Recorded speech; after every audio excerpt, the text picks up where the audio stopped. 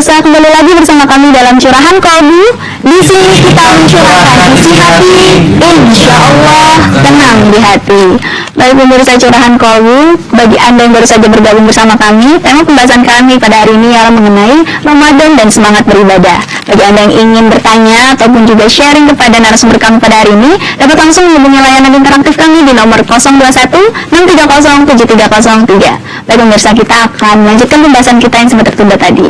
Nah, Kiai bilang kalau misalnya alasan kita itu bisa bersemangat ibadah bulan Ramadan karena pertama kita itu takwa ya Kiai ya. Terus yang kedua karena kita dalam keadaan lapar, dan biasanya cenderung kalau manusia dalam keadaan lapar sendiri ibadah. Nah Kiai, sebelum kita melanjutkan nih Kiai, mungkin ada aki-aki di sini yang pada ingin bertanya. Ya, silakan. Baik, aki-aki ada yang bertanya? Silakan.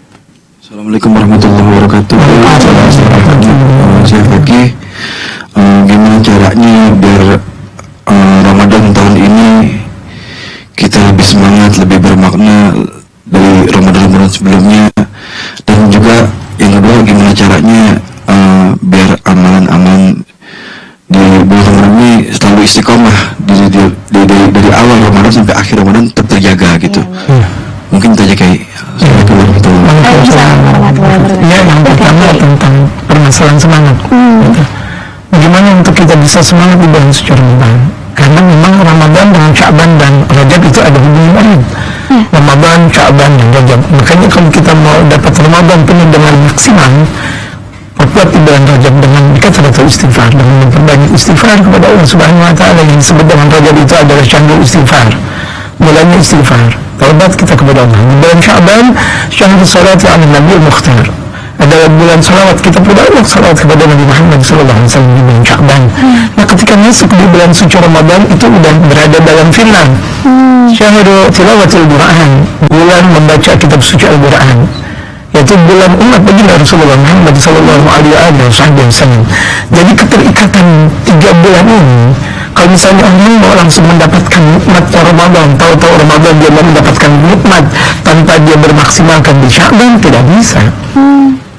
Kemudian dia mau merasakan nikmatnya Sya'ban tanpa bermaksimalkan di Rajab, tidak bisa. Tapi kalau misalnya di Rajab kita sudah tidak memaksimalkan diri, Sya'ban pula tidak memaksimalkan diri, yang sekarang ini kita memang betul-betul mau taubat kepada Allah Subhanahu Wa Taala, Allah Maha penerima taubat. Ya udah, bismillah.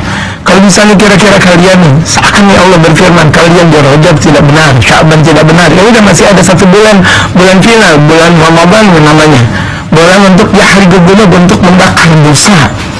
Mungkin dia niat yang kuat, yang ikhlas, bergembira atas datangnya bulan suci Ramadan. Kan kita tahu hadis dari baginda Rasulullah, man fariha bi dukhuli Ramadan harramallahu jasadahu wa lahirahu.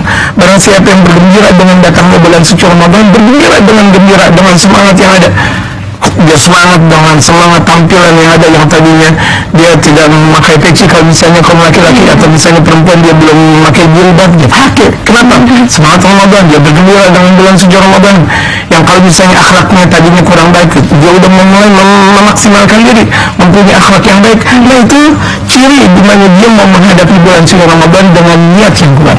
Jadi niatkan yang kuat untuk memasuki bulan suci Ramadan. Kita jaga malam Lailatul Qadar dari awal Ramadan, dari semalam sampai akhir Ramadan kita memaksimalkan diri. Kuatkan. Dikatakan orang itu dalam bahasa Betawi kita katanya, Allahumma paksain. Allahumma paksain.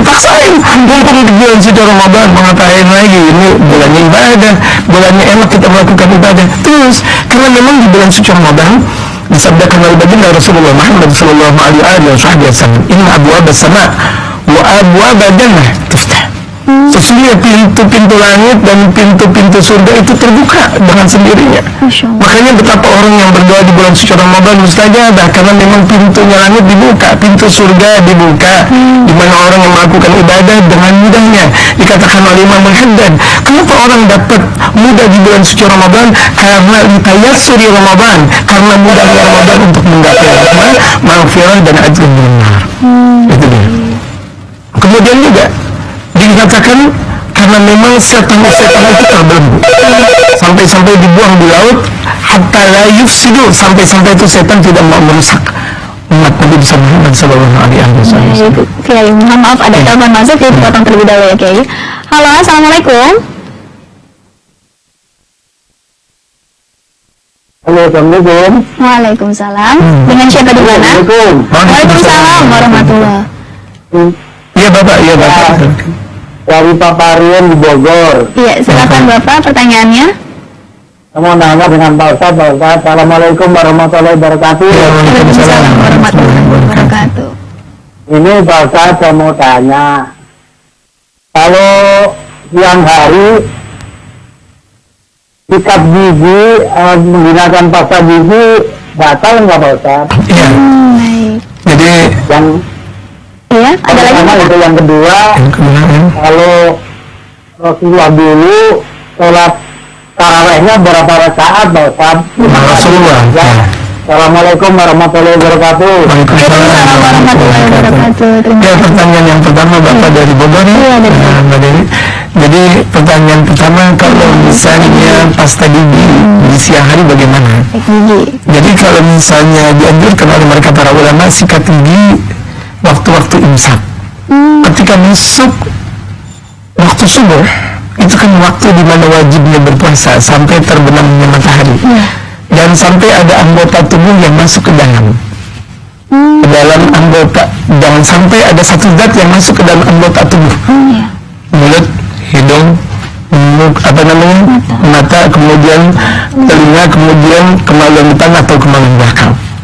Gitu. Dan sampai ada dat-dat yang masuk dengan secara sengaja.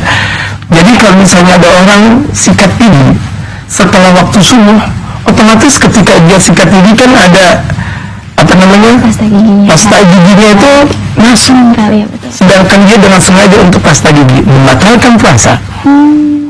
Karena ketika itu dia sudah wajib menjaga al-imsak al-muftirat, menjaga dari hal-hal yang membatalkan. Di antara hal-hal yang membatalkan puasa itu memasukkan zat ke dalam anggota tubuh yang telah disebutkan tadi secara sengaja.